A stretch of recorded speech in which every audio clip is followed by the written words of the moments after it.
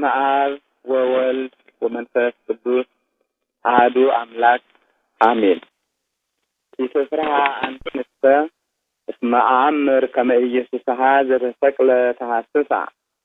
እናንተስ አትፍሩ የተሰቀለውን ኢየሱስን እንድትሹ አውቃለሁና። ማቴዎስ 28:5። የተከበራችሁ አባቶቼና እናቶቼ፣ ወንድሞቼና እህቶቼ፣ ከሁሉ አስቀድሞ ለፍቅሩ ወረት፣ ለመግቦቱ ንፍገት፣ ለጥበቃው ሀኬት የሌለበት ልዑል እግዚአብሔር የተመሰገነ ይሁንና እንኳን ለብርሃነ ትንሣኤው በሰላምና በጤና አደረሳችሁ በማለት በሀገረ ስብከቱ ስም መልካም ምኞቴን ስገልጽ በታላቅ ደስታ ነው። ብርሃነ ትንሣኤው የክርስቲያኖች ትንሣኤና ብርሃን ነው። በመሆኑም በክርስቶስ ለሚኖሩ ክርስቶስን ለሚፈልጉ ሁሉ ጨለማ ጋርዷቸው መሰናክል ገጥሟቸው እንዳይሰናከሉ አይዟችሁ፣ አትፍሩ፣ እነሆ ተነስቷል የሚል የምስራች ቃል የተሰማበት ታላቅ በዓል ነው። ይህን ታላቅ በዓል ስናከብር ከነገረ መስቀሉ በመነሳት ውለታውን እንድናስብ ይጋብዘናል። የፍቅር አባት የሰላም አምላክ መድኃኒታችን ኢየሱስ ክርስቶስ ስለ ሰው ልጆች መከራ ተቀበለ። በቀራንዮ አደባባይ ያለ በደሉ ከወንበዴዎች ጋር ተሰቀለ። ስለሆነም በሞቱ ሞትን ድል ነሳ፣ ሲኦልንም በረበረ፣ የታሰሩትን ፈታ፣ ዲያብሎስን አሰረ፣ የፍርሃትን መንፈስ ከሰው ልጆች አስወገደ። ከዚህም የተነሳ ምድር በደመ ክርስቶስ ታጥባ ታላቅ በዓልን አደረገች ስትል ቤተ ክርስቲያናችን በዓለ ትንሣኤውን ታከብረዋለች። ትንሣኤ ለእለ አመነ ብርሃነ ከፈኑ ዲቤነ፣ ትንሣኤህን ለምናምን ለእኛ ብርሃንህን ላክ በማለትም ትጸልያለች፣ ትዘምራለች። ቤተ ክርስቲያን የትንሣኤው ታዳሚ ለሆኑት ልጆቿ ሕይወታቸው በፈቃደ እግዚአብሔር እንዲመራ ያለ ፍርሃትና ያለ ሰቀቀን በደስታ እንዲኖሩ ጉዟቸውና ዓላማቸው ወደ ቤተ እግዚአብሔር እንዲሆን ትመክራለች፣ ታስተምራለች። በመድኃኒታችን ሞት ሕይወትን ያገኛችሁ ወገኖቼ፣ ሰዎች ለሚያደርጉልን በጎ ስራ ሁሉ እገሌ ባለውለታዬ በማለት ብዙ እንላለን። በእርግጥም ተገቢ ነው።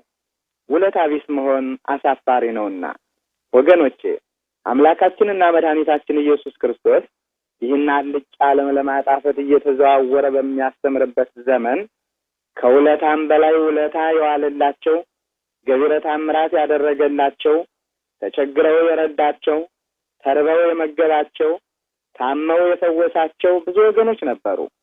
በመከራው ቀን ግን ከብዙዎች ጥቂቶች አልነበሩም። ምክንያቱም በፍርሃት መንፈስ ደንዝዘው ውለታ ለመክፈል አልታደሉምና። ይሁን እንጂ ለምስክርነት የአምላካችን ንጹሕ ፍቅር የጠራቸውና ውለታው ያስገደዳቸው እናቶቻችን ገና በጨለማው ወደ መቃብሩ በመገስገሳቸው ባለውለታቸውን ኢየሱስ ክርስቶስን እንደሚፈልጉ በማረጋገጥ የእግዚአብሔር መልአክ እናንተስ አትፍሩ ብሏቸው ነበርና እነሆ በዚያው ቅጽበታዊ ሰዓት ከቅዱሳን መላእክት ያዩትንና የሰሙትን ለአባቶቻችን ለቅዱሳን ሐዋርያት ሊነግሩ ሲጓዙ የፈለጉትን ኢየሱስ ክርስቶስን አገኙት። ደስ ይበላችሁ የሚለውንም የደስታ ቃል ከፈለጉት የሰላም አምላክ ለመስማት ታደሉ፣ ወድቀውም ሰገዱለት። በድጋሚም በመድኃኒታችን ቃል አትፍሩ ተባሉ። ሄደውም ወንድሞቼ ላላቸውና ለመረጣቸው ለደቀ መዛሙርቱ ገሊላ እንዲሄዱ በዚያም እንደሚያዩት እንዲነግሯቸው አዘዛቸው። የተናቁትንና የተዋረዱትን ከፍ ከፍ ማድረግ የቸርነቱ ስራ ነውና ቤተ ክርስቲያኑ ትሆኑ ዘንድ በንጹሕ ደሙ የዋጃችሁ ወገኖቼ፣ እንደሚታወቀው ይህ ዓለም አስፈሪና አስቸጋሪ ነው። ስለሆነም አይዞህ፣ አይዞሽ፣ አይዟችሁ የሚል ልበ ሙሉ የሚያደርግ የፍርሃትን መንፈስ የሚያስወግድ መንፈሳዊ ወኔ የሚሰጥ ጉዳይ ያስፈልጋል። እንዲህ አይነቱ መንፈሳዊ ሀብት የሚገኘው ደግሞ በገንዘብና በቁሳቁስ ብዛት አይደለም፣ በሌላ መልኩም በዓለም ጥበብና ፍልስፍናም አይደለም። ይህም ይረጋገጥ ዘንድ ብዙዎች እያወቁ ያላወቁ፣ እያላቸው የሌላቸው ሆነው እንደ ሰውኛው አባባል ይህ ጎደላቸው ሳይባል በፍርሃትና በጭንቀት ሲመላለሱ ይታያሉና፣ በአንጻሩም ምንም ሳይኖራቸው እንዳላቸው ሆነው እግዚአብሔርን በመፍራት ራሳቸውን ለእግዚአብሔር በማስገዛት ከማንኛውም በላይ ለኛስ እግዚአብሔር አለን በማለት በደስታ ሲመላለሱ ይታያሉ። በሌላ መልኩም በተሰጣቸው ብዕልና ጸጋ ሳይመኩ ራሳቸውን ዝቅ በማድረግ ከተሰጣቸው ለሌለው በማካፈል በስጋ ፈቃድ አይደለ በፈቃድ እግዚአብሔር የሚኖሩትን ስናይ ልዩነቱ ጎልቶ ይታያል።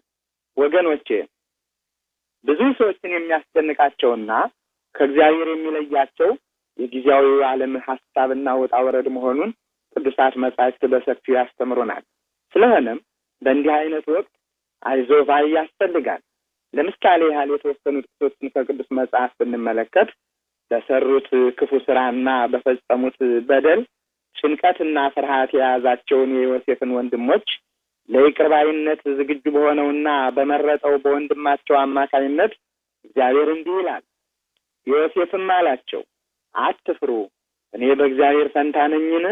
እናንተ ክፉ ነገርን አሰባችሁብኝ፣ እግዚአብሔር ግን ዛሬ እንደሆነው ብዙ ሕዝብ እንዲድን ለማድረግ ለመልካም አሰበው። ዘፍጥረት 50 ቁጥር 19። ለብዙ ሕዝብ ድህነት መሸጥ ዮሴፍ ለክርስቶስ ምሳሌ ሆነውና ዘምስለ ዮሴፍ ተሰይጠ ከመ ይስፍር ሲሳይ ለሕዝብ እንደተባለ ምን እንበላለን እኛስ ልጆቻችንስ እንዴት እንኖራለን በማለት ሲጨነቁ እግዚአብሔር በዮሴፍ አድሮ አሁንም አትፍሩ፣ እኔ እናንተንና ልጆቻችሁን መግባችኋለሁ ይላል። ዘፍጥረት 50 ቁጥር 21። ስጦታው የማያልቅበት ልዑል አምላክ እንዴት እንደሚሰጥ ሲያስተምርም ሰላም ለእናንተ ይሁን፣ አትፍሩ፣ አምላካችሁና የአባታችሁ አምላክ በዓይበታችሁ የተሰወረ ገንዘብ ሰጣችሁ ይላል። ዘፍጥረት 43 ቁጥር 23። የመከራ ቀንበር የተሸከሙትን በጠላት የተከበቡትንም እግዚአብሔር በወዳጁ በሙሴ አድሮ ለሕዝቡ አትፍሩ፣ ዛሬ የምታዩአቸውን ግብፃውያን ለዘላለም አታዩአቸውምና ቁሙ፣ ዛሬ ለእናንተ የሚያደርጋትን የእግዚአብሔርን ማዳን እዩ። እግዚአብሔር ስለ እናንተ ይዋጋል፣ እናንተም ዝም ትላላችሁ። ዘጸአት 14 ቁጥር 23። በወሬ የሚፈቱትን በማየት የሚደነግጡትን ብቸኝነት የሚሰማቸውንም ጽኑ፣ አይዟችሁ፣ አትፍሩ፣ ከፊታቸውም አትደንግጡ፣ አምላክህ እግዚአብሔር እርሱ ካንተ ጋር ይሄዳል፣ አይጥልህም፣ አይተውህም። ዘዳግም 31 ቁጥር 6። እግዚአብሔር የመረጣችሁና ያከበራችሁ ሁሉ ከላይ እንደሰማነው እንደ ቅዱስ መጽሐፍ ትምህርት ክርስቲያናዊ ግዴታችንን ለመወጣት እርስ በርስ በመደጋገፍ ሕገ እግዚአብሔርን እንጠብቅ። በልዩ ልዩ ችግር የሚገኙ ወገኖቻችንንም በቃል አይደለ በተግባር አይዟችሁ፣ አትፍሩ እንበላቸው፣ በችግራቸውም እንርዳቸው።